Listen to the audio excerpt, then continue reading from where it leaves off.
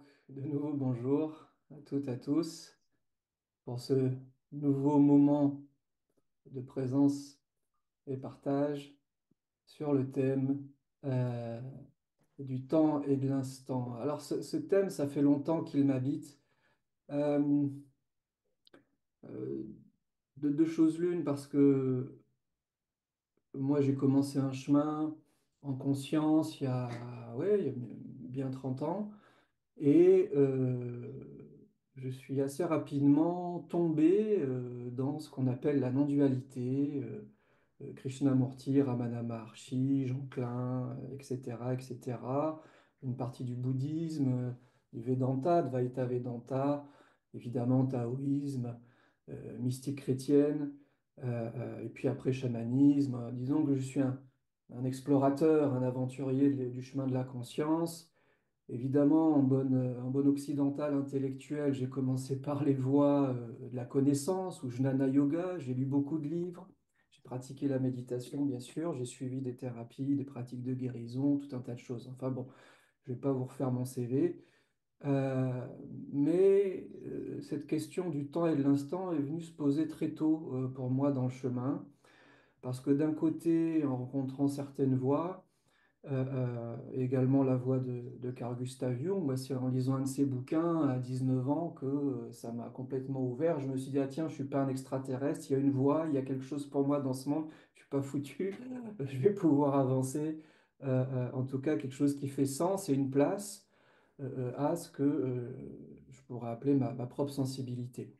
Donc la spiritualité est venue pour moi comme presque un sauvetage parce que je me sentais pas très bien pour le moins. Alors, dès que j'ai rencontré la voie, ça m'a parlé de chemin, de pratique, de progression, de libération, de guérison, de moyens pour me permettre d'avancer et d'aller jusqu'à ce qu'on appelle la réalisation, l'éveil, l'illumination, l'individuation, l'accomplissement bien sûr, accomplissement spirituel, c'est-à-dire la rencontre avec le divin, la coexistence avec le divin, l'incarnation du divin, etc., etc. Et donc, comme une voie progressive, quelque chose où je commençais maintenant, et puis j'arriverai progressivement avec le temps, probablement un certain nombre d'années, à une forme de réalisation totale. Sauf que le nombre d'années n'était pas donné. Les voies rapides parlent de pas de temps, un instant, voilà, juste maintenant, tout est réalisé. Hein, ce qui, bien sûr, au bout d'un moment, je m'en suis rendu compte, n'est pas faux. Et puis, toutes les voies progressives qui disent qu'il faut entre 1, 2, 3, 4, 5, 6, 20, 30 ans, et puis même juste dans la notion que ça ne finit pas, ça ne s'arrête pas. Donc, on trouve de tout dans les voies spirituelles, de conscience et thérapeutiques, transpersonnelles, depuis faire un chemin au travers du temps, plus ou moins long, voire infiniment long, et ça ne prend pas de temps. Tout est déjà là. Il n'y a rien à réaliser. Les choses telles qu'elles sont déjà l'incarnation parfaite du divin. Mhm. Et j'ai rencontré là deux postures qui, pour moi, ont dansé dans mon chemin. Donc, je parle de chemin, je parle de temps. Hein, et qui ont alterné. Parfois, j'étais plus dans quelque chose de progressif et parfois quelque chose plus d'instantané. Et je dirais que à chaque fois que je suis allé trop dans l'un ou trop dans l'autre, la vie m'a rattrapé pour me dire mon bonhomme, c'est pas ça. Ou en tout cas, c'est ça, mais c'est pas ça. Ou encore mieux, c'est ça et c'est pas ça en même temps. Et ultimement, c'est ni ceci ni cela. Ni question d'instant, ni question de temps, ni question de chemin, ni question de perfection instantanée, et même pas question de réalisation ou d'absence de réalisation. Parce que tout est réalisation, tout est à réaliser et tout est déjà réalisé. Vous voyez, il y a plusieurs propositions conceptuelles linguistiques. Évidemment, dans l'instant, hein, quand ces pensées passent, ces notions passent, ces tentatives de saisie de comment les choses s'organisent dans la réalité pour nous, quand encore une fois, ces mots ne sont plus là,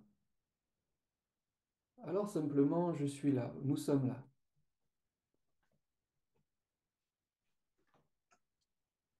Et on parle d'instant.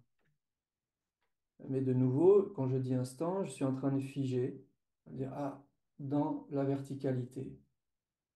Tiens, c'est là et pas ailleurs. Et je pourrais dire, c'est vrai que c'est là et pas ailleurs. La présence, la présence de Dieu, la nature de Bouddha, etc. C'est là, c'est en nous, c'est autour de nous. Il n'y a pas d'autre endroit où le rencontrer. C'est le moment présent. Je ne vous apprends rien.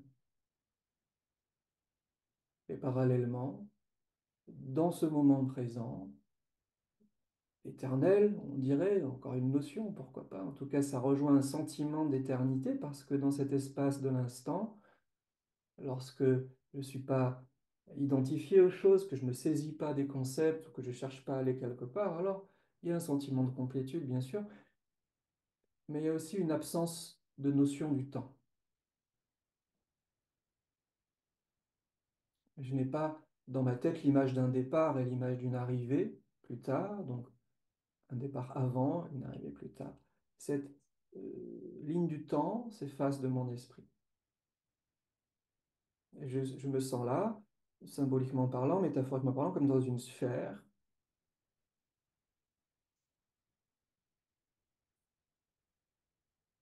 Et dans cet espace-là, c'est comme si les choses se suffisaient à elles-mêmes.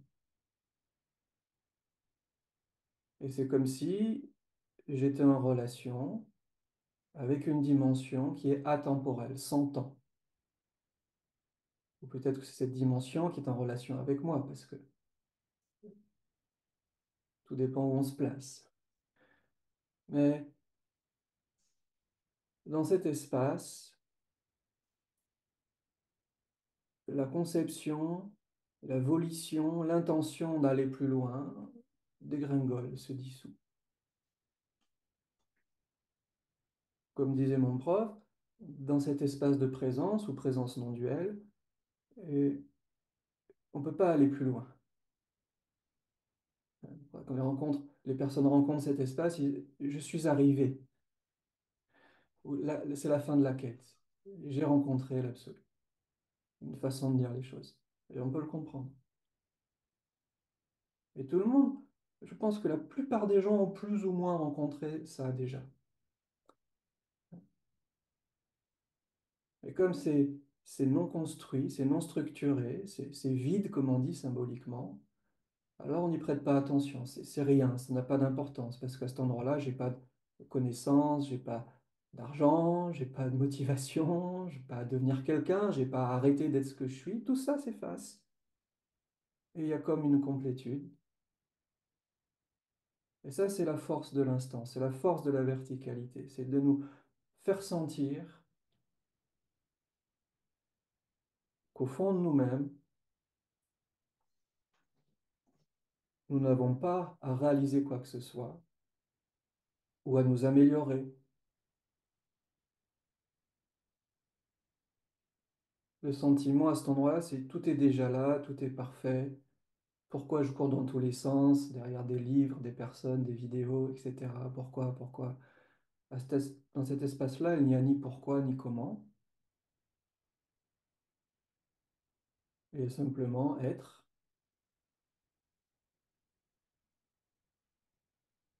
Et ça pourrait se passer de commentaires. Et ceux qui ont pratiqué avec moi ou d'autres personnes savent qu'on peut faire un long moment dans une complétude silencieuse et que le silence se suffit à lui-même. Et là, je ne vais pas faire ça tout de suite, euh, quoique on verra bien, on ne sait jamais. En tout cas, il y a aussi dans cet instant ce que j'appelais un moment le devenant de l'univers. Et là, je commence doucement à revenir vers cette notion du temps. La notion du temps ne dit pas que le temps existe, qu'il y a une vraie ligne de temps. Le temps est une façon de symboliser le mouvement des choses, c'est-à-dire le mouvement de l'espace, le mouvement de ce qu'il y a à l'intérieur de l'espace.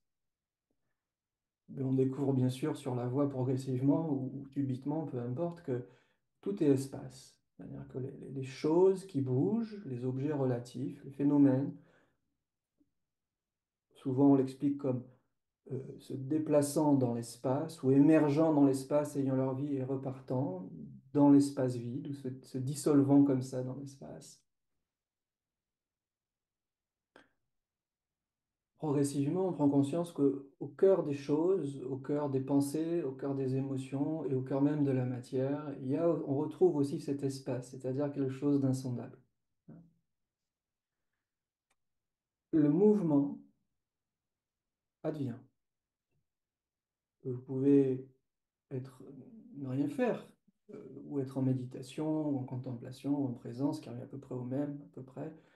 Euh, Votre cœur va continuer de battre, votre système lymphatique va continuer de fonctionner, plus ou moins, système digestif, reproduction des cellules, etc., le vieillissement, tout ça fonctionne de façon instinctuelle, hein. Nous sommes, à cet endroit-là, c'est clair de sentir et de voir que nous sommes agis, un peu parallèlement à notre conscience, que les choses bougent d'elles-mêmes, hein. Le corps bouge de lui-même, ça respire, le cœur bat, etc. Et toutes les fonctions, pas toutes les faire, hein, y compris.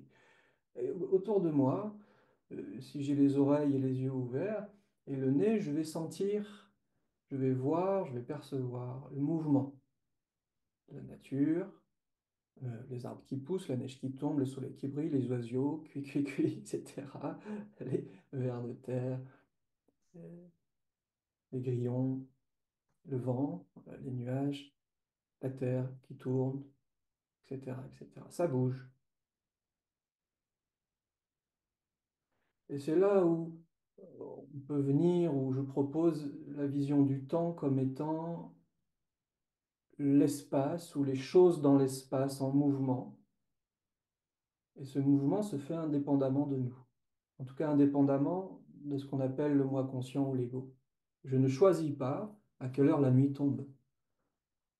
Je ne choisis pas comment mon cœur va battre. Je ne choisis pas d'avoir ou pas telle maladie. En tout cas, consciemment. Tout ça est propulsé par ce que Jung appellerait l'inconscient, mais on peut l'appeler le soi, on peut l'appeler l'esprit de la nature, on peut l'appeler l'intelligence de l'univers. Ça n'a pas grande importance ici. Ça bouge, ça apparaît.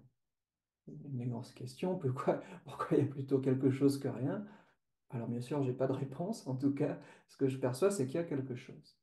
Même si ce quelque chose, in fine, est un espace qui prend forme, une lumière qui se formalise, ça apparaît. Et c'est là le lien avec le temps. Parce que ces choses qui apparaissent, à l'intérieur comme à l'extérieur de nous, elles ont un mouvement. Et l'être humain a symbolisé la progression de ce mouvement comme étant le temps. Ça bouge. Et pour en revenir à la présence et faire le lien avec l'instant, d'un côté, il y a en nous un espace silencieux de complétude, une vacuité lumineuse, comme disent les bouddhistes par exemple. Et dans cette dimension-là, nous retrouvons l'instant ou l'absence de temps. Et dans cette absence de temps, on associe aussi l'immobilité, le silence, le vide. Et quand on rencontre ça en conscience, évidemment, ça fait du bien parce que nous avons tendance, et on ne fait pas exprès, à être parfois un peu agité ou fasciné par ce qui se passe en nous, autour de nous, en fonction de là où on est fixé, là où on met les importances, les enjeux de notre vie. On retrouve en nous un espace qui ne bouge pas. Et du fait qu'il ne bouge pas, c'est comme s'il n'y avait pas de temps. On retrouve l'instant. C'est un fait, c'est en nous, c'est comme ça.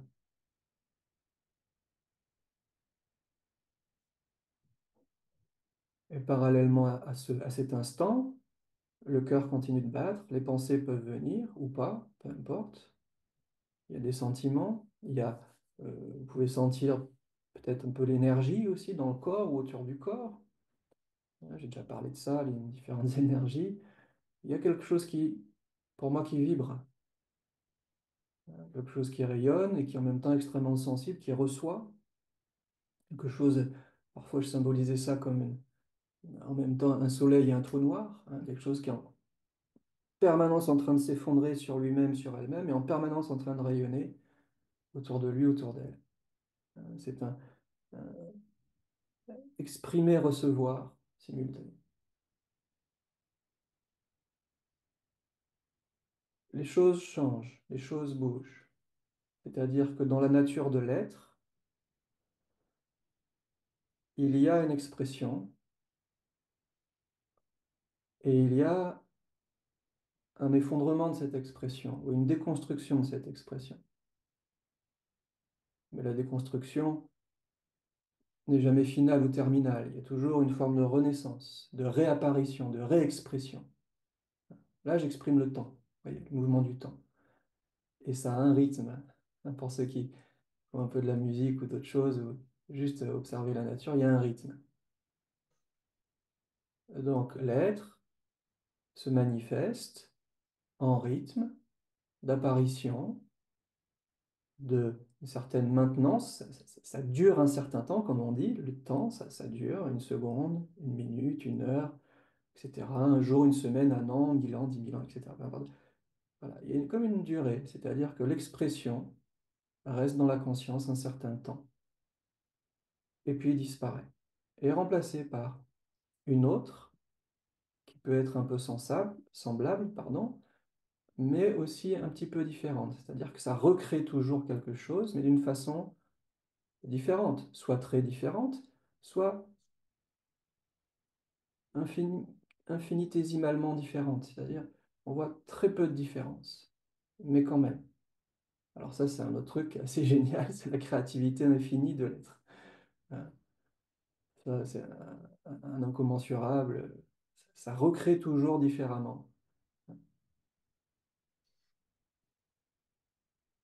Et ce qui est stupéfiant, si on regarde de près, c'est ce fait-là que ça recrée toujours différemment, ou même si ça ressemble beaucoup, c'est infinitésimalement différent. Il y a quelques atomes de différence, ou quelques, hein, mais c'est différent. Hein. Comme on était à la neige avec mes enfants cette semaine, comme on dit, et je leur ai redit 2 ou 3 fois, regarde, chaque flocon de neige sur cette bonne vieille terre est différent, mais c'est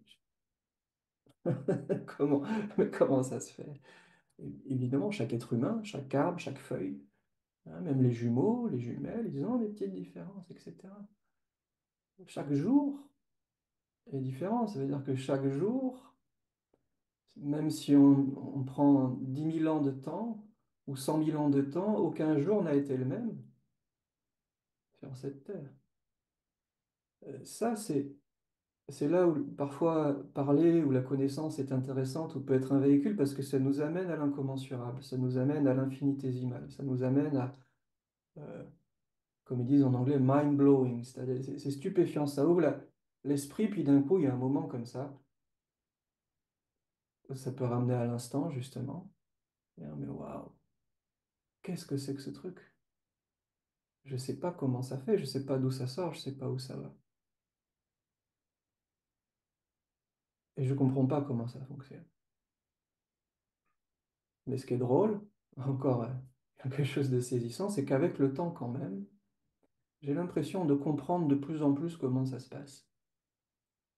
Parce que vous prenez votre chemin il y a 5 ans, 10 ans, 20 ans, mais vous n'aviez pas la même connaissance, vous n'aviez pas la même expérience, ni la même maturité. Et 9 fois sur 10, avec le temps, je reviens sur le temps, avec la progression, avec le passage des expériences, c'est comme si la conscience s'approfondissait, comme si j'en savais un peu plus, comme si j'étais un peu moins con, un peu moins pressé, un peu moins exigeant, un peu moins illusionné par les pensées et émotions qui me traversent et les contextes qui m'entourent. Et oui, avec le temps, il y a un peu moins de souffrance, La souffrance continue un peu, mais ça m'intéresse de moins en moins. Je ne sais pas trop quoi en faire. Hein. C'est juste quelque chose qui est comme un rythme naturel. Hein. C'est comme si le corps de souffrance n'allait pas s'arrêter parce qu'on a rencontré l'instant ou Dieu. Non, non, ces choses-là sont l'expression de la source, elles aussi. Ça peut prendre un peu de temps à digérer, ça. Hein. Juste, ça apparaît. Je peux être plus ou moins identifié à la souffrance au travers du temps. Être identifié ou pas à la souffrance, là, j'ai pas trop de pouvoir là-dessus non plus. Ah tiens, l'ego fonctionne encore. Ah tiens, je crois vraiment souffrir moi, avoir un problème, ou être comme ci, être comme ça, ou pas être comme ci, comme ça. J'aimerais bien être autrement, mais en fait, ça se passe quand même comme ça, malgré moi. Le temps a cette sagesse de nous proposer des choses qui reviennent systématiquement et de les changer. Par le fait qu'elles changent les choses, on ne peut pas trop se baser sur les choses, parce que de toute façon, elles vont se changer. Ça veut dire les choses, ça peut être une situation de société, par exemple, une situation géopolitique, par exemple, une situation de famille, une situation de couple, une situation professionnelle, une situation spirituelle. C'est-à-dire, ça change. Les choses changent. La béatitude passe. La sensation d'amour infini qui vous traverse passe. La sensation de puissance infinie passe. La sensation de compréhension infinie passe. Chaque fois, je me retrouve comme un gamin devant quelque chose que je n'arrive toujours pas à contrôler. Les choses changent.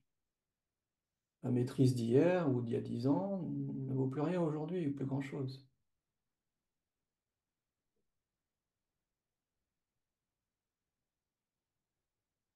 Pourtant, j'ai grandi, je suis plus conscient, je souffre moins. Je sens de plus en plus dans mon corps les rythmes, les mouvements subtils d'énergie. Par exemple, vous vous mettez devant un écran, ça, c'est pas trop compliqué, et vous allez sentir en fonction des images qui passent devant vous, ils font peut-être des tests d'ailleurs en psychologie là-dessus, ce que ça vous fait dans votre corps, dans votre cœur, où ça vient vous chercher. Hein. On peut sentir la réaction du corps d'énergie, ou du corps de jouissance, ou du corps de sensibilité, peu importe, ce qu'une circonstance nous fait. Alors que, par exemple, il y a 20 ans de cela, pour parler de mon expérience, j'étais beaucoup moins conscient de cette dimension-là de sensibilité. Je sentais les choses, mais j'avais pas tout le parcours entre l'énergie simultanément à l'intérieur et à l'extérieur qui se rencontrent et qui font quelque chose. C'est pas forcément une compétence à développer pour tout le monde, c'est pas ça que je veux dire. C'est simplement qu'il y a comme, c'est comme si la conscience s'affûtait, devenait plus profonde, plus précise,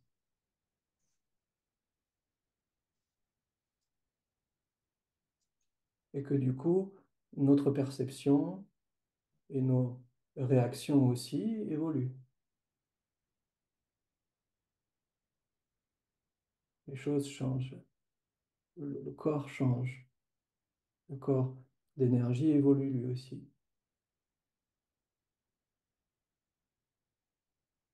Évidemment, c'est pas une fin en soi.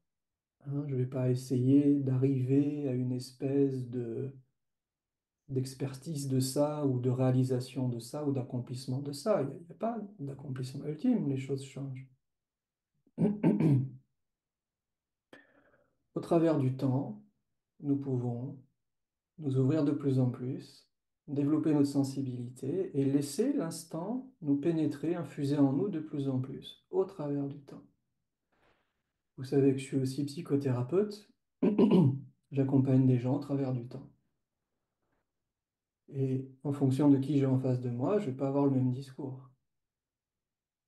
Et les choses viennent d'elles-mêmes à partir du moment où on est dans une relation sacrée. C'est ça pour moi la psychothérapie, qu'elle soit d'obédience jungienne ou non duelle ou humaniste ou peu importe. C'est comme pour moi la présence dans la relation et c'est quelque chose, si j'ose dire, qui nous fait du bien. Et donc, une personne qui arrive, qui a beaucoup de stress et qui est en reconversion professionnelle, je pourrais lui dire, t'inquiète mon gars, va dans le présent, ouvre ton cœur et puis tu n'auras plus de problème.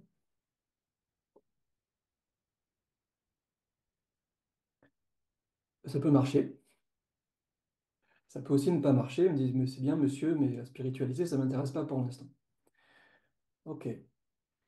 Et, et donc, je ne vais pas toujours faire ça parce que j'ai en moi cette tendance à proposer quelque chose qui soit adapté à l'autre personne. Alors, je ne peux pas m'adapter à tout le monde. Mais en tout cas, si j'ai une personne en stress dans une reconversion professionnelle, je vais amener la notion de la présence. Tout dépend s'il connaît déjà ça en conscience. Mais sinon, on va prendre les choses pas forcément à la base, mais au travers du temps. Je lui dis à quoi vous voudrez arriver, qu'est-ce qui se passe, qu'est-ce qui se passe maintenant, parlez-moi dessus, posez des questions, etc. Et progressivement, on va construire une relation, déjà, au travers du temps. Et puis j'ai des personnes qui sont entre deux. C'est-à-dire qu'on fait un travail au niveau du conditionné, au travers du temps, avec les histoires du moi, les histoires, etc., les énergies, les influences du passé, les influences du futur. Euh, et progressivement, on va construire une relation de confiance, bien sûr, d'ouverture aussi. Et par moments, et des fois, même sans que j'en parle, il y a des moments comme ça de silence, d'ouverture. Et c'est juste ça.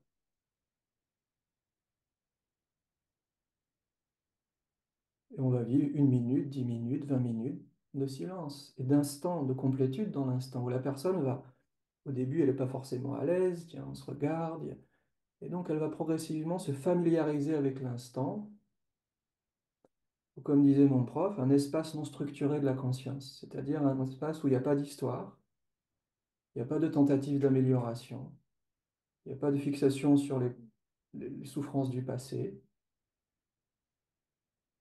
il n'y a pas de projet, et des fois il n'y a même pas de sens. Qu'est-ce qui se passe? On ne sait pas. Où on va? On ne sait pas. Qu'est-ce qu'on est? On ne sait pas. Et là, avec la personne, il y a un moment d'éternité, quelque chose de mystérieux qui se passe, et nos alchimies respectuelles, c'est-à-dire ce qui se passe chez elle, dans son corps, dans son énergie, dans son esprit, tout ça, je veux dire dans son mental, et puis dans le mien, et il y a quelque chose qui se passe de mystérieux, où nous sommes à la fois dans nos différences respectives et à la fois dans l'instant. C'est comme si à la fois le temps continuait de faire son affaire, parce que la montre tourne, etc., et puis on respire, et puis il se passe des choses en nous, et en même temps, il y a l'instant qui fait que tout ça, tous ces mouvements intérieurs sont comme beaucoup plus flottants, accueillis, non tendus, ou la plupart du temps détendus, hein. Il y a beaucoup moins de crispation, ça. Hein. On peut le sentir vraiment comme un flottement, mais pas non plus comme une dissolution, mais quelque chose entre le temps et l'instant. Il se passe quelque chose, mais en fait, d'un autre côté, il se passe rien. Quelque chose et rien. Il y a du temps et il y a de l'instant.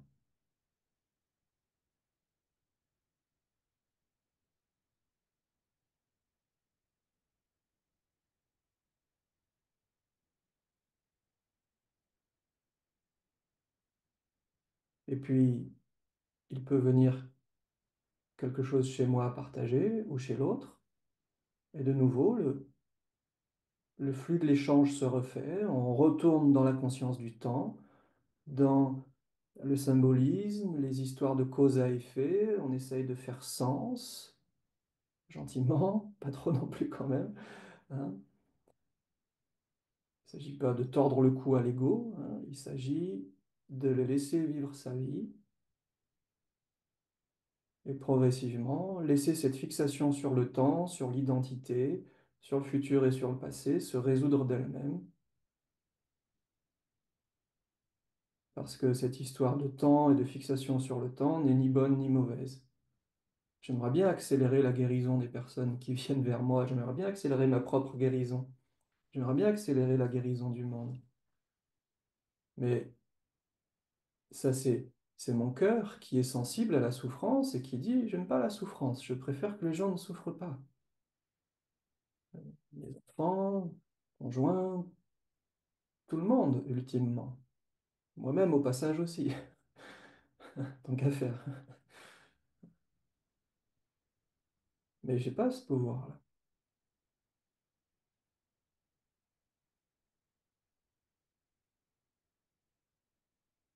Alors je vais apprendre, et là c'est quelque chose que je peux faire, d'une certaine façon, finalement.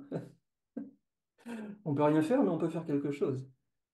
Et c'est justement, bien sûr, dans le cadre spirituel ou non duel, pratiquer la présence, qui revient à ne rien pratiquer, être simplement dans la contemplation, mais il y a souvent, pour la plupart d'entre nous, des pratiques, peut-être quelques efforts, au moins pendant un certain temps pour accéder à cette présence et qu'elle s'installe de façon naturelle, si on a de la chance, parce qu'on ne contrôle pas ça non plus. Mais on peut quand même faire quelque chose au travers du temps, suivre une thérapie, n'importe quelle obédience, ce que vous croyez qui vous fera du bien, et ça marche aussi. C'est-à-dire que les personnes qui vont faire une thérapie ou ponctuelle, ou une fois par mois, ou 4 fois par mois, pendant une semaine, un mois, un an, 3 ans, ils sentent la progression. Ils souffrent moins, la plupart du temps.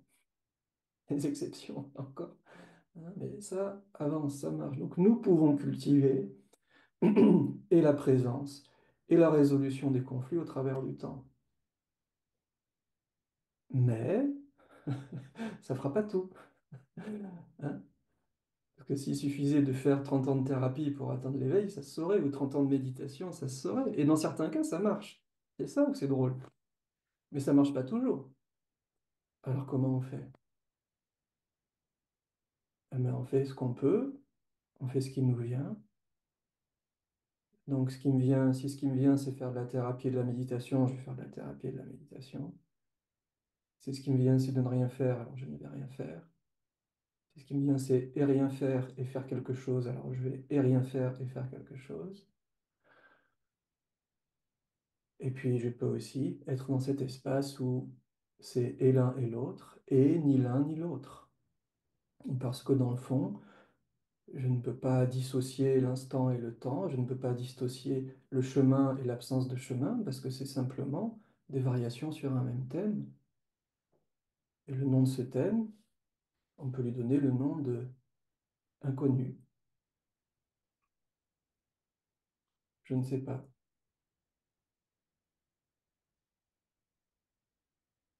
Parce que je ne sais pas si, quand cette part de moi, de nous, qu'on appelle ego, est aux commandes, veut aller quelque part, réaliser quelque chose, ou guérir, ou atteindre l'éveil spirituel, je ne sais pas si c'est bien ou mal, je ne sais pas si c'est ce par quoi doit passer la personne ou pas. Je ne sais même pas si c'est ce par quoi moi je dois passer ou pas. Je ne peux que constater l'émergence de cela.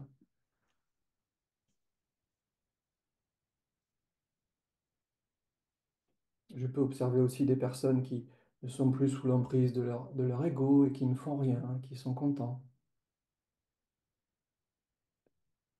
Ok?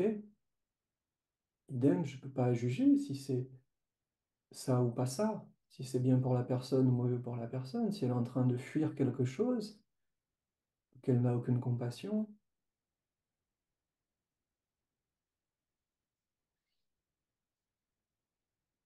Comment savoir?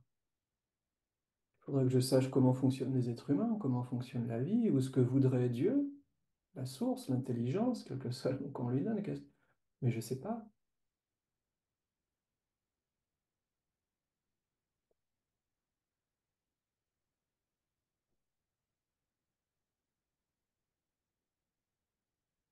De nouveau, on est devant un incommensurable,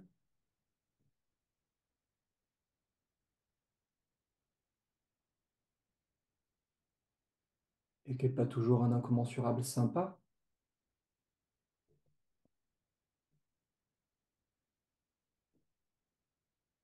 On a, comment dire, l'habitude ou la tendance à penser que l'incommensurable est sympa.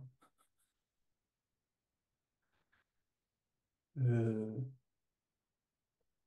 Pas toujours. Parfois, l'incommensurable est terrifiant. Parfois, face à l'incommensurable, certaines personnes ont peur de mourir ou de devenir folles, elles paniquent complètement.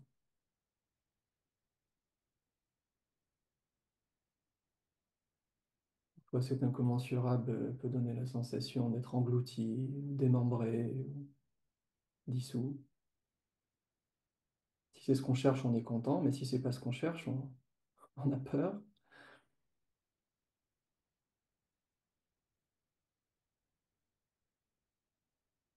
C'est pour ça que si j'ai des personnes qui viennent me voir et qui me disent j'ai tel problème avec mon conjoint, mon parent, mon enfant, la société, et que je la laisse pendant 20 minutes en silence, elle va avoir peur. Ça va pas faire sens pour elle, le vide.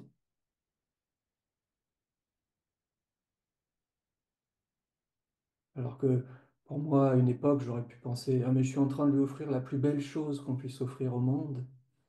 C'est l'accueil inconditionnel, c'est le silence, l'amour divin, pourquoi pas, on peut se la jouer un peu, hein. Je lui donne toute ma présence, je vais l'éclairer de ma présence, hein. Sauf que c'est pas ma présence, bien. Et je vais lui montrer la lumière de l'esprit, je vais la sauver, où elle va sentir l'amour qui est là. Et ça peut marcher des fois, il y a des... Ça m'est arrivé. Mais 3 personnes sur 4, non, non, il va falloir créer un lien. Et même des personnes dans la spiritualité, et même des personnes dans la non-dualité.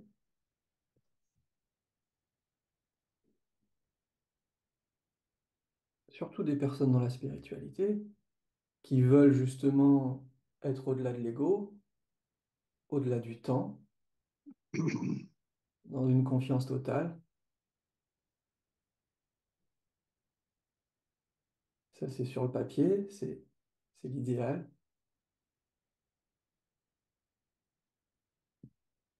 Mais au bout d'un moment, elles vont avoir besoin de quelque chose à faire, à dire, à penser, une direction.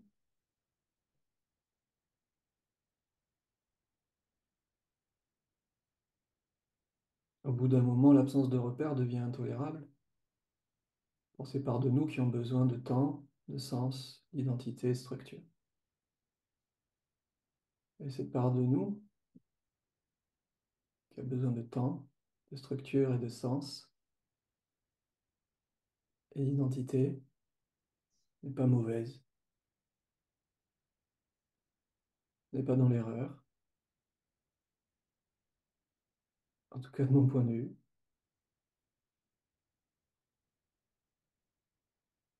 Au bout d'un moment, elle n'est même plus un poison ou un obstacle. Ça fait partie du système, de la nature, ça fait partie du jeu, JEU.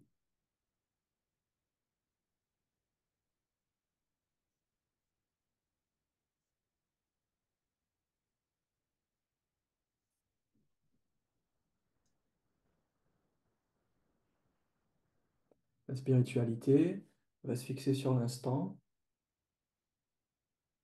comme étant l'absolu, l'essentiel, l'ultime, ce qui n'est pas complètement faux. Mais parfois, elle va se fixer tellement là-dessus qu'elle va oublier le reste, pour faire comme une hiérarchie. Vous savez, on va mettre ça au-dessus.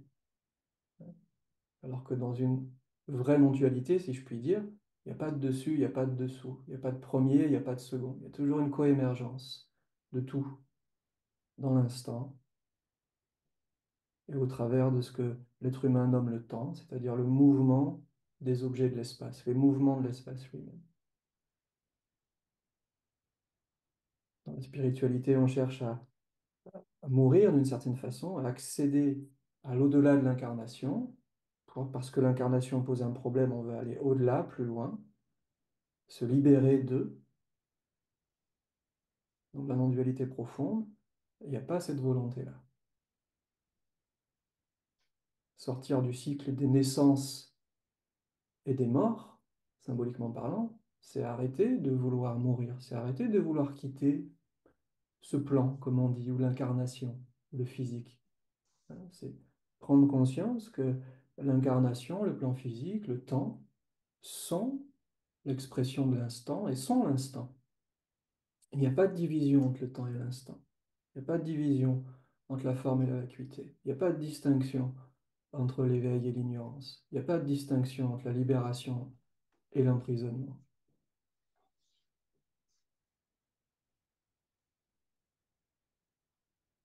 Donc, dans un premier temps, quand j'essaie de partager mes histoires, je vais essayer de m'adapter un petit peu aux personnes que j'ai en face de moi. Et on va s'occuper déjà, au travers du temps, de reconstruire, déconstruire des parts du moi pour que ce moi soit suffisamment équilibré. C'est comme une préparation pour la suite. C'est pas une fin en soi, heureusement. Hein, mais on va s'occuper des enfants, si je puis dire, des parts de nous qui ont besoin de suffisamment d'équilibre, juste suffisamment, pour ensuite progressivement aller dans la spiritualité, c'est-à-dire l'instant, accéder à l'esprit, au grand esprit, à l'esprit de Dieu, à la vacuité, c'est-à-dire quelque chose qui est au-delà du moi, qui est dans l'absence de temps, qui est la grande lumière infinie. Et j'ai appelé ça la présence. On va rencontrer la présence. Donc, parfois, c'est comme si le temps s'ouvre, on rencontre la présence. Il y a cette ouverture à l'intérieur et pouf, on prend conscience qu'il n'y a rien au fond de nous-mêmes. Il n'y a même pas de centre, il n'y a pas de mots, pas de temps, encore une fois, pas de forme. On parle d'éveil spirituel. C'est-à-dire, je me réveille à la réalité de l'esprit. Qu'est-ce que c'est l'esprit? C'est la conscience infinie en nous, ineffable, avec qui pourtant est là. Aucune structure même. Et progressivement, donc, on va retrouver ces moments d'ouverture, de présence, avec les parfums de la présence. Souvent, la paix, l'amour, la joie, la connexion à tout ce qui nous entoure, fraternité, sororité, la non-séparation énergétique. Nous retrouvons ces instants de connexion. C'est merveilleux. C'est une guérison pour nous. On peut le voir comme une guérison. C'est-à-dire que ça nous reconnecte à l'essence en nous. Dans ces moments-là, c'est l'instant. Il y a la présence en nous et autour de nous. Parfois, on le sent plus en nous, parfois plus autour de nous, et parfois, bien sûr, les deux en même temps, ultimement. La présence n'a pas de centre plus à l'intérieur que l'extérieur. C'est comme quelque chose qui traverse tout, qui est en transparence. C'est pas quelque chose que je peux attraper. C'est pas quelque chose que je pourrais presque le centrer et faire comme un soleil intérieur. Hein. Pourquoi pas? Très bien. Et on peut le sentir même au niveau du cœur parfois ou d'autres espaces en nous, des concentrations d'énergie comme ça. Hein. Et ces endroits de concentration d'énergie sont comme un lien entre le grand espace de la présence et le monde physique, temporel. Il y a un monde intermédiaire qu'on peut appeler l'âme, le corps d'énergie, qui fait ce tampon entre l'absolu et le relatif, entre l'instant infini, ineffable, insondable, atemporel, et le mouvement dans la vie, au quotidien, de l'espace-temps, de je sais qui je suis, je sais où j'habite, je sais où je vais, je sais combien sur mon compte en banque, je sais ceci, ou parfois je connais ma fonction de vie, ou voilà, toutes ces des histoires et ces attachements et ces refoulements qui font partie d'une vie humaine relative. Donc cet espace entre deux, entre l'instant et le temps, est assez intéressant. Hein. J'aime bien, moi, la voie du milieu, les paradoxes. Aller à l'endroit où ça se mélange et où on ne sait plus où est l'un, où est l'autre, qui est l'un, qui est l'autre, et pourtant, il y a quelque chose, en même temps, il n'y a rien, etc. C'est une façon de partager. Alors, donc, l'instant qui va se renouveler de plus en plus dans une vie et je vais retrouver de plus en plus facilement la présence. Et à chaque fois, ce sont des moments un peu de grâce, particuliers, profonds. Et comme je disais juste avant, comme de guérison, parce que je retrouve enfin quelque chose qui me manquait depuis le début, ou en tout cas depuis un certain nombre d'années. Je cherche l'amour infini, je me cherche. Et là, on rencontre cette présence qui vient comme une réponse. Ah, c'est toi que je cherchais. C'est ça que je cherchais. Je cherchais la plénitude intérieure. Je cherchais l'accomplissement spirituel. Et progressivement, ces moments de présence peuvent infuser et même se mélanger à la vie, se dissoudre, être moins percutant, moins explosif, mais plus évasif, plus large, plus habituel. Hein. Le matin, vous vous levez, tiens, d'un coup, il n'y a rien. Hein. Vous mettez sur un fauteuil, vous allongez sur un lit, vous fermez les yeux, ouf, il n'y a rien, il n'y a que la lumière, par exemple, ou en tout cas, ou une détente, ça s'ouvre. Vous perdez la notion de l'espace et du temps, peut-être. Vous vous sentez traversé par des courants d'énergie, plutôt sympathiques en général. Le parfum de la présence, hein, ce que je disais juste avant. Et ensuite, progressivement, il va y avoir comme une association entre ce chemin progressif et la réalité de l'instant. Et c'est là que c'est intéressant de rencontrer l'enseignement non duel, parce que dans la non-dualité profonde, eh bien, c'est ça qui est enseigné. C'est-à-dire qu'on ne cherche pas à se maintenir dans une présence positive absolue, ce qui serait essayer d'arriver à un état et de le maintenir,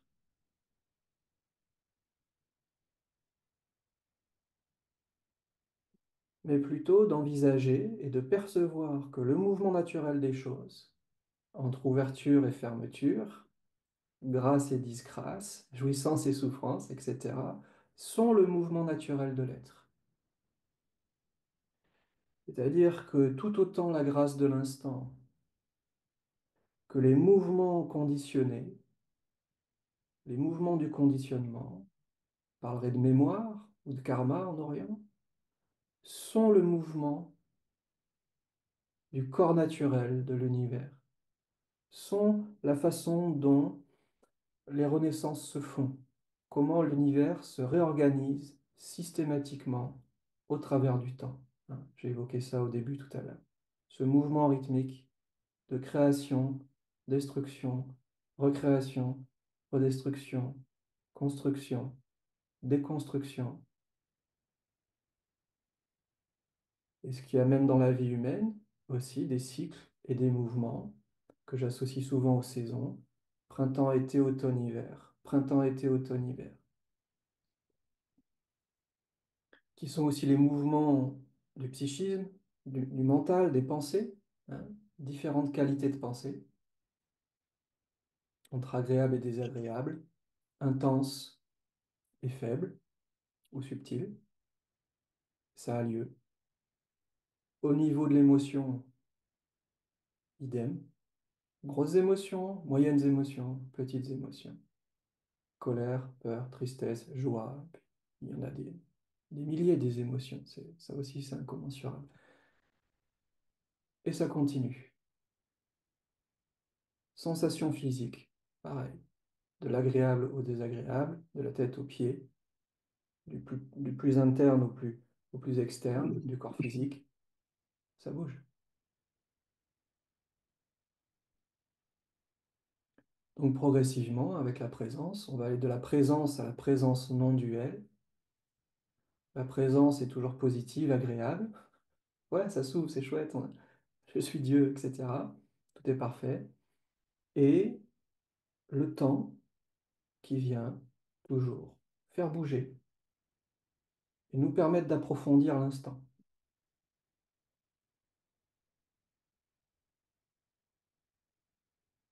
L'instant est déjà complet. Et parallèlement, il s'approfondit toujours. Autrement dit, on peut toujours aller plus loin dans l'éveil, ou l'éveil peut aller toujours plus loin en nous. Et ça, c'est grâce au temps. C'est-à-dire que l'éveil n'est pas un endroit où on arrive, mais un processus sans fin. C'est la connexion avec l'infini. Et c'est dit dans le texte, infini, c'est pas fini. Donc il y a toujours des couches et des couches de conscience qui peuvent se dévoiler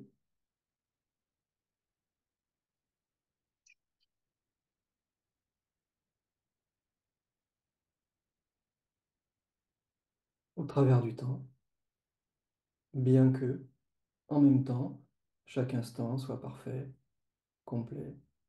On ne peut pas aller plus loin. Donc progressivement à l'intérieur de nous, ce yoga de la non-dualité, ou ce tai chi intérieur, nous permet d'être à la fois sur Terre et dans le ciel, à la fois dans l'esprit d'éveil, l'esprit infini, et l'ignorance, le conditionnement qui ne cesse de se transformer. On connaît dans ce qu'on nous propose sur les chemins de conscience les voies de transformation, donc qui vont être plus centrées sur la transformation, guérison, partie du chamanisme, psychothérapie, plus ou moins active, directive, où ça bouge, quoi, ça chauffe, on rit, on pleure, on crie, on se roule par terre, on part dans des états de conscience modifiés, etc. Ça bouge et ça fait évoluer. Et ça amène à terme aussi les gens à vivre dans le présent. Le temps ne s'oppose pas à l'instant. Le mouvement, la pratique d'une voie ne s'oppose pas au fait de simplement être. Ça, c'est dans la spiritualité que ça s'oppose. Dans la non-dualité, ça ne s'oppose pas. Nous pouvons à la fois être parfaitement réalisés et un petit enfant qui continue à apprendre à être en relation non conflictuelle ou non fuyante avec les autres, avec la réalité ou la société ou son propre corps physique. Tout dépend là où on a des blocages. Ça explique beaucoup de choses d'ailleurs, hein. Toutes les personnes très évoluées autour de nous dans la conscience, qui ont des enseignements merveilleux, des énergies merveilleuses, qui guérissent tellement de gens, qui font tellement de bien entre guillemets, sur la Terre, oui, et en même temps, à côté de ça, qui parfois, dans leur vie privée, font des choses assez redoutables, ou terribles, ou qu'on pourrait juger comme étant mal, entre guillemets, bizarres. Hein, c'était un questionnement pour moi aussi, ça. Mais comment lui, il peut faire ça? Comment elle? Il y a quelque chose qui... C'est un paradoxe. Oui, bienvenue les paradoxes. C'est une des grandes portes de la non-dualité. Coexistence de l'éveil et de l'ignorance, de la libération et de l'emprisonnement, de l'instant et du temps. On ne sait pas s'il y a à faire quelque chose ou s'il n'y a rien à faire. On ne sait pas si on est éveillé ou ignorant, ou les deux en même temps. Oui, les deux en même temps. Et après, la case d'après, si vous voulez, c'est ni l'un ni l'autre, c'est-à-dire que ça dépasse l'entendement. Donc la présence non duelle est une présence qui ne refoule aucun mouvement, parce que tous les mouvements en nous agréables, désagréables, émotionnels, psychiques, addictifs, contractants, coagulants, sont des expressions naturelles du soi, de la source, de la vie, de Dieu, là je mets des guillemets, c'est-à-dire ça œuvre, ça agit sous cette forme-là, depuis longtemps. Et c'est pas prêt de changer, apparemment. Des fois, on espère que au passage du millénaire, ça va aller mieux, qu'on va enfin arrêter de faire des conneries autant, hein, de pouvoir être. Voilà. Oui, mais oui, en plus, ça marche un peu parce que beaucoup de gens changent de perception aujourd'hui. Je n'ai pas les chiffres, hein, mais bon. En tout cas, il y a beaucoup plus qu'avant, on va dire. Ça se démocratise. Et en même temps, on voit des mouvements de contraction, de peur, d'angoisse, d'égocentrisme, de lutte, de fermeture qui émergent presque en même temps, j'ai envie de dire. Alors, ces sciences-là, je ne les connais pas bien, donc je ne vais pas dire trop de bêtises, mais en tout cas, c'est mon impression. Et on a encore cette histoire de ça évolue dans le temps, oui, on ne peut pas le nier, et en même temps, on rejoue les mêmes choses sous des formes différentes. Quand est-ce qu'on en sort? Vous le savez, on en sort par l'intérieur, on en sort par la réalisation de la dimension en nous inconditionnée ou non structurée. Et la spiritualité va chercher à imposer cette non-structuration vers l'extérieur pour amener la lumière dans le monde pour que la lumière gagne sur l'ombre. Vous voyez, comme une lutte, comme un combat. Je vais en finir avec... C'est tous les films, en fait, hein, hollywoodiens. C'est-à-dire que le gentil gagne toujours à la fin. Voilà, c'est ça. Donc moi, je suis bon, moi, je vais faire mieux, moi, je sais. Hein, et j'ai rencontré la lumière de Dieu et je vais illuminer le monde. Oui, très bien, la nature fait ça. Exprès de penser comme ça, on est persuadé que c'est la vérité. Et on ne va pas jeter ça à la poubelle, c'est juste comme ça. Ça fait son œuvre. Et probablement que ça aide ou que ça équilibre à un endroit. Quand on passe au plan non duel, eh ben, ce mouvement de la lumière sur l'ombre se calme. Et on voit que la lumière et l'ombre sont dans une danse longue, langoureuse, conflictuelle, mais que finalement, il s'agit du même mouvement.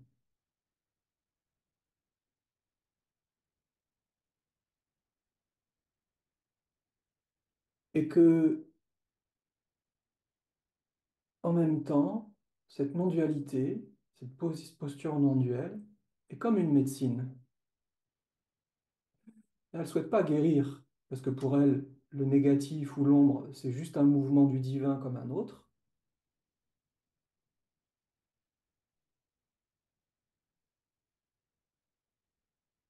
Et ce que fait la non-dualité, c'est pas d'imposer la lumière sur l'ombre, c'est de faire coexister les deux en même temps.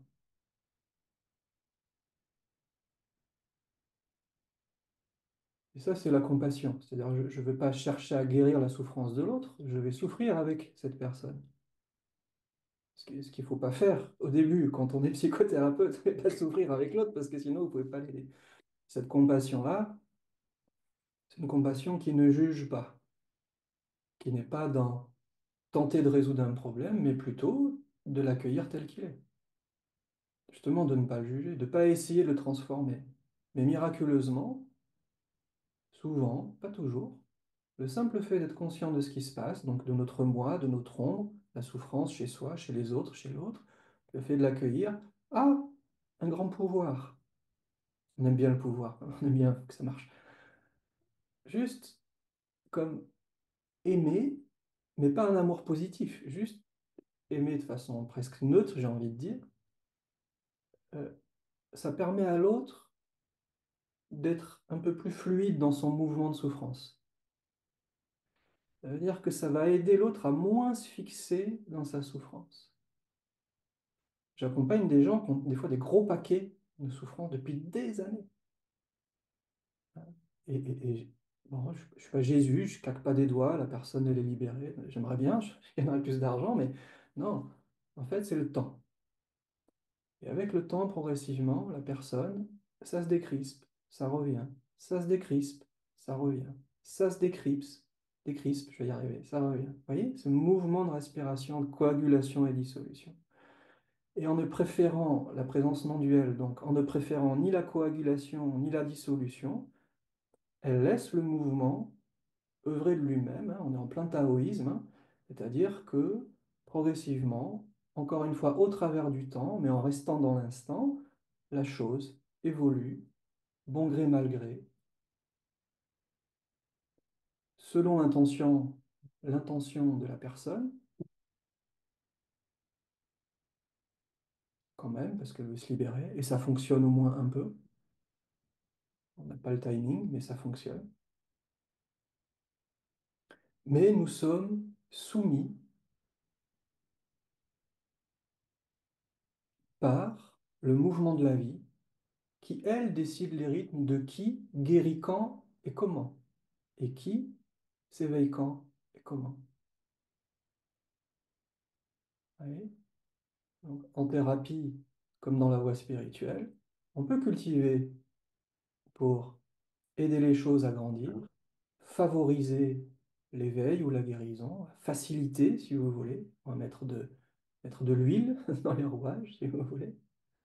Hein. Mais dire exactement comment et quand ça va arriver, ça, en tout cas, moi, j'en suis pas capable. Je peux avoir très clairement en moi l'image de la structure de la personne, psycho-affective, psycho-énergétique, et savoir ce qui ne va pas, et lui dire, ça ne va pas toujours accélérer les choses. Hein. Donc moi, je vais agir, bien sûr, parce que je ne suis pas complètement non directif, j'ai un caractère qui fait que je vais faire quelque chose, dire quelque chose, donner mon point de vue, et ça va accompagner. Donc ce qu'on apprend, c'est accompagner le mouvement, être le mouvement. Et on va abandonner l'exigence d'accélération ou de ralentissement. Non, je ne veux pas changer. Je souffre, mais je ne veux pas changer. Hein. Parce que changer, ce serait remettre en question ce qui me fait équilibre dans ma souffrance. Donc si j'enlève ce qui fait équilibre dans ma souffrance, elle va m'engloutir. Il y a des personnes comme ça. Et c'est là où on va accompagner la personne où elle en est, et donc l'aider à faire sens pour progressivement déconstruire ces paradigmes, ce système, pour en élaborer progressivement un autre. Passer à autre chose, une autre façon de percevoir et de voir les choses. Et ça, c'est le temps. L'instant, c'est la connexion à l'absolu. Le temps, c'est la manifestation de cet absolu dans le relatif. Mais d'une façon gratuite, sans enjeu.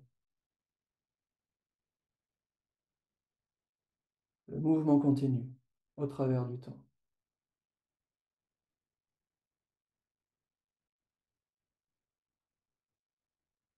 La chanson continue.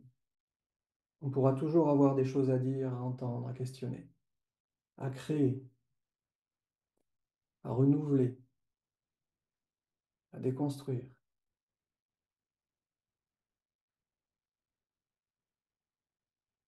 C'est naturel.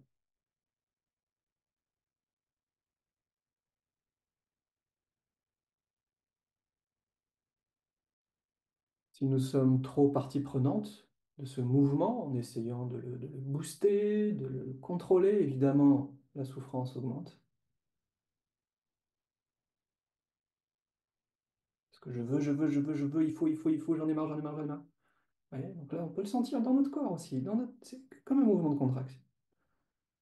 Et puis, il y a le mouvement de lâcher prise et de dissolution.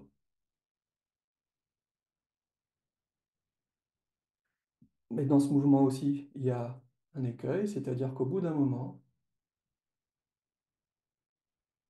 je vais tellement laisser les choses être, qu'il y a un détachement qui se fait. Et progressivement, je vais plus pouvoir répondre à certaines circonstances. Et à ce moment-là, il s'agit de ramener l'intention pour s'occuper aussi des choses qu'on a à faire. Travailler, gagner de l'argent, remplir la fiche des impôts, s'occuper de la voiture, s'occuper des enfants, s'occuper de l'appartement, s'occuper des animaux, s'occuper de ceci, s'occuper de cela. Quand je dis s'occuper, c'est à la différence de se préoccuper. Si je suis préoccupé, de nouveau, il y a un enjeu sur mon argent, mon travail, mes enfants. Voilà. Si juste je m'occupe, comme un jardinier, qui cultive ses choux et ses tomates, les choux à l'automne ou au printemps, ça marche un peu l'hiver aussi, les tomates plutôt le printemps, l'été en général. Je ne sais pas mélanger les deux, sinon ça ne marche pas bien, c'est du bon sens. et accompagner le mouvement, parce qu'en tant qu'individu, nous sommes participatifs du mouvement, et le mouvement nous investit d'un certain nombre d'actions, d'un certain nombre de réactions, et donc de choses à faire, de choses à dire. Si je reste silencieux dans mon coin et que j'arrête de participer, je peux m'effondrer dans le nihilisme, la vacuité. Je parle d'expérience, hein, et de non-participation, en croyant que c'est la posture ultime. Parce que la spiritualité me dit que, alors je crois que, mais la réalité est notre réponse. Et on trouve bien sûr aussi dans la profondeur des traditions non duelles, dans le taoïsme, le Vedanta, le non-agir, l'action désintéressée. Et ça vient nous amener justement cette histoire entre le temps et l'instant. Je participe, je m'occupe, et en même temps, je laisse faire. Je suis dans l'instant, tout est parfait, pas de problème. On a rencontré ça, on sait que ça existe. Et après, ou en même temps, je fais ce que j'ai à faire.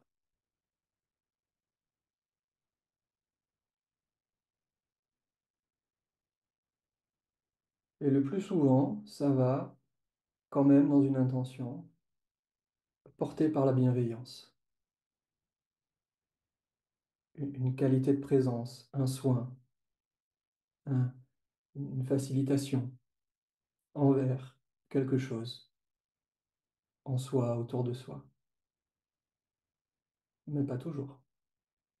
Mais le plus souvent, les personnes qui grandissent dans la conscience ont cette ouverture qu'on peut appeler amour, compassion, bienveillance, qui font que il y a comme plus de tolérance, plus de profondeur, parfois plus de pertinence, une force qui anime ces personnes, qui est au-delà de ces personnes. Ça, c'est vrai pour tout le monde, en fait. Nous sommes tous animés par quelque chose qui est plus grand que nous.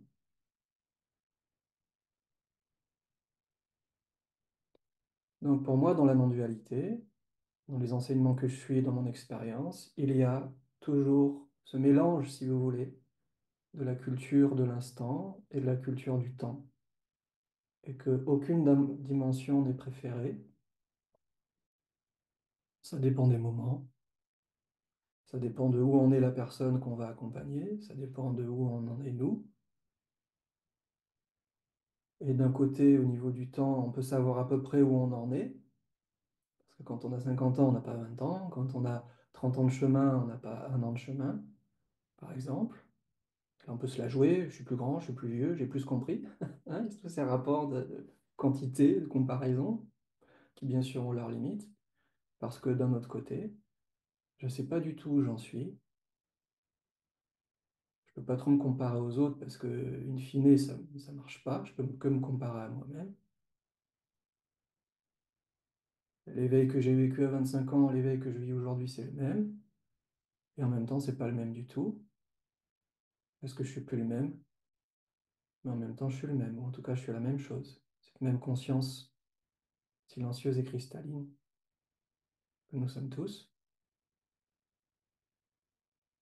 Alors voilà, on alterne encore dans la danse de la présence non duelle, sans jamais pouvoir se poser quelque part et être sûr qu'on est bien sûr que c'est bien comme ça que ça se passe, qu'on a trouvé, que ce sera comme ça pour toujours, parce que vous comprenez, j'ai besoin de sécurité et de savoir où je vais. Je sais où je vais, mais je sais pas où je vais. Je suis quelqu'un, je suis personne. Je suis libre et je suis conditionné. Et du coup, il n'y a pas de happy end, de fin parfaite. Tada, j'ai gagné. Non, non, tu es un mouvement et puis de toute façon, tu vas mourir, donc tu peux gagner autant que tu veux, tu vas disparaître. Et voilà. Et tu seras recyclé, et puis peut-être que tu vas renaître, mais t'en sais rien. Ou peut-être pas. Et quelle importance? Quelle importance que je renaisse ou pas? Est-ce que c'est mieux de pas renaître ou que c'est mieux de renaître? Hein, ça, c'est des préférences. Non, je veux pas renaître parce que tu comprends, moi je suis éveillé. Ah, mais il y en a qui choisissent de revenir. Bah oui, tu reviens si tu veux. Mais c'est mieux ou c'est moins bien de revenir? Mais j'en sais rien. Je vais trouver les deux. Il y en a qui vont dire il faut revenir, c'est la compassion. Puis il y en a qui vont dire surtout pas, parce que si c'est la merde, hein, voilà. Pas revenir. Ou pas revenir parce que, tu comprends, je me suis dissous dans la lumière. Mais une fois que nous sommes dissous dans la lumière et qu'il n'y a plus personne, elle est où l'intention de qui pour faire quoi? Ben, c'est un grand mystère. Pourtant, ça se fait. C'est-à-dire que dans la non-dualité, ça veut autant descendre que monter. Ça veut autant apparaître que disparaître. Apparaître, c'est pas mieux que disparaître, et disparaître, c'est pas mieux que paraître. Ouais. Et comment dire? Du coup, s'éveiller, c'est pas mieux que de devenir inconscient.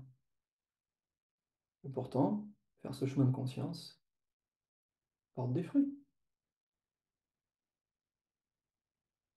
Et ça continue. Et l'instant est vraiment formidable, la verticalité, parce que c'est un espace qui nous permet d'embrasser, d'accueillir tous ces mouvements-là, qui peuvent être des mouvements très d'organisation physique dans la société, les papiers, les actions, tout ça, les voitures, tout ce qu'on veut, les machines à laver, hein, la bouffe, tout ça, hein, et les livres, les ordis, hein. Et ça peut vivre très beaucoup, je vais réussir à parler énormément dans la sphère aussi, comment dire, psychique, énergétique. Il y a des gens qui vivent en permanence connectés avec des entités invisibles, qui font des tas de choses dans le Nagual, c'est-à-dire dans le monde des esprits, ou dans l'inconscient, on dirait, en Occident, qui vivent avec leurs rêves, qui voyagent, qui rencontrent des gens, qui rencontrent des... Il se passe des tas de choses aussi dans cette vie intérieure, qui est magnifique, hein, où là aussi, il y a des choses à faire, devenir, à comprendre, c'est l'aventure, tu comprends tout ça, les dimensions, les mémoires du futur, les influences stellaires, les dragons au centre de la Terre, mais tout ça, symboliquement, c'est la vie intérieure de l'âme. Et c'est formidable, c'est aussi formidable que le monde extérieur, qui est aussi un jeu, j'allais dire, une aventure complètement déroutante. On peut vivre des tas de choses. Et l'esprit non duel, lui, il embrasse tout ça. Il dit, mais c'est ni bien ni mal, c'est juste l'expression de ce que nous sommes, sans pouvoir saisir ce que nous sommes fondamentalement.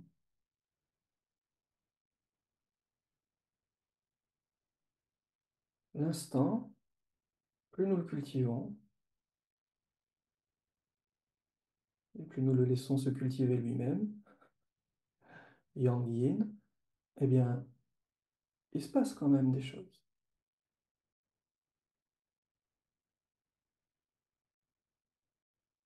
Il y a toujours ces moments de petite libération, vous savez, quand vous en avez fini avec une histoire, quand vous réussissez à dire non à quelqu'un, quand vous réussissez à vous présenter devant un groupe, quand vous réussissez à gagner plus que tant par mois d'argent,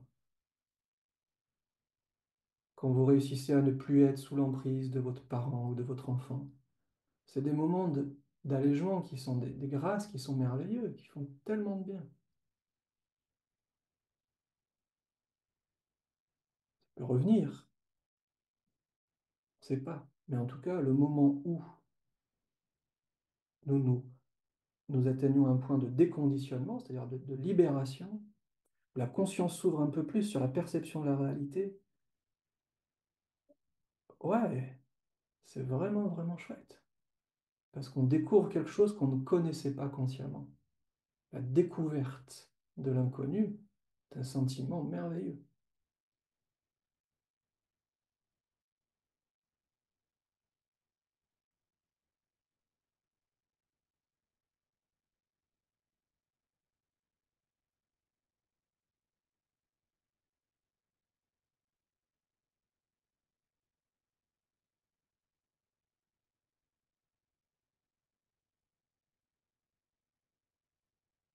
Et on ne peut pas découvrir l'inconnu une fois pour toutes.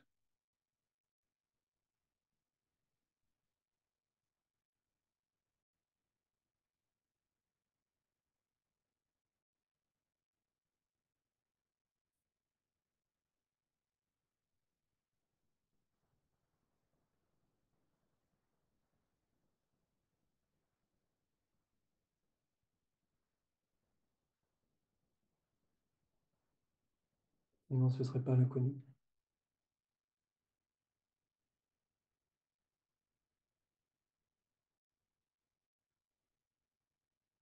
L'instant, c'est la clé de la découverte perpétuelle de l'inconnu. Le temps, c'est ce mouvement jouissif d'évolution.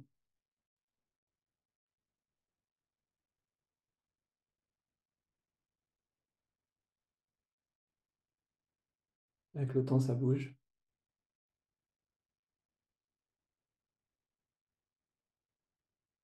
Avec l'instant, ça bouge pas.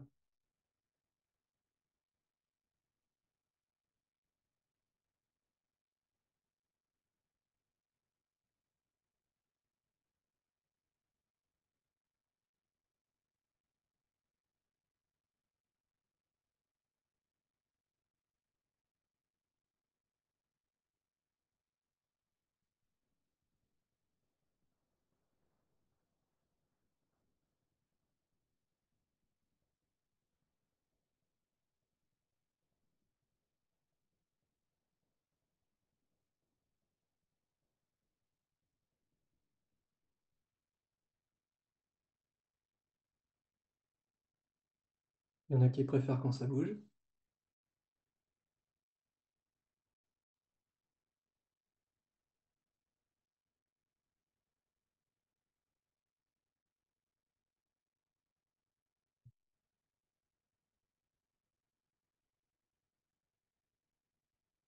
et inversement.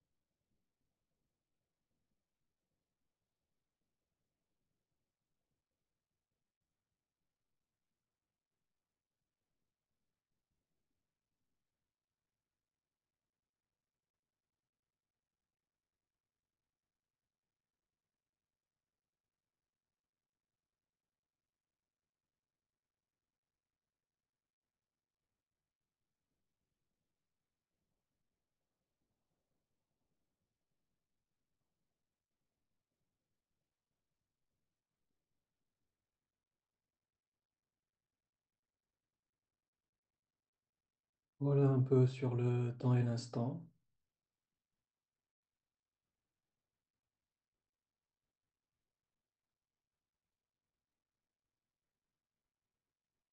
On peut sentir la différence entre les deux,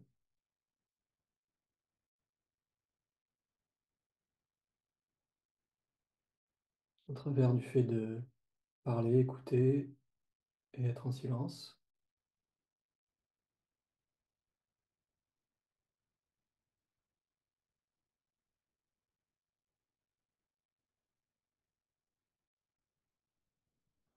Et puis, ce qui paraît, on peut vivre les deux en même temps.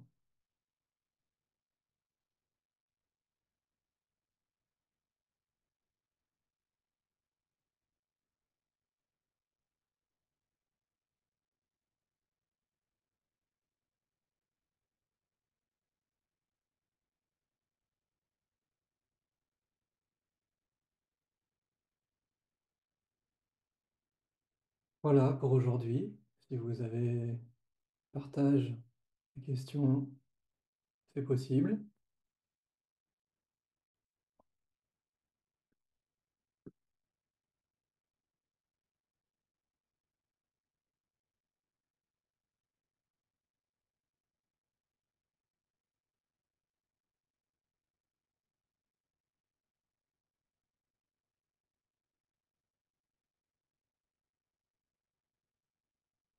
Très bien.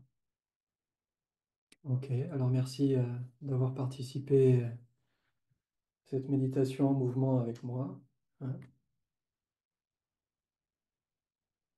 Cette expression de la présence dans la présence que nous sommes. Je vous souhaite bon dimanche, bonne suite. Je vous dis peut-être à dans 15 jours. On verra bien. Merci. Merci.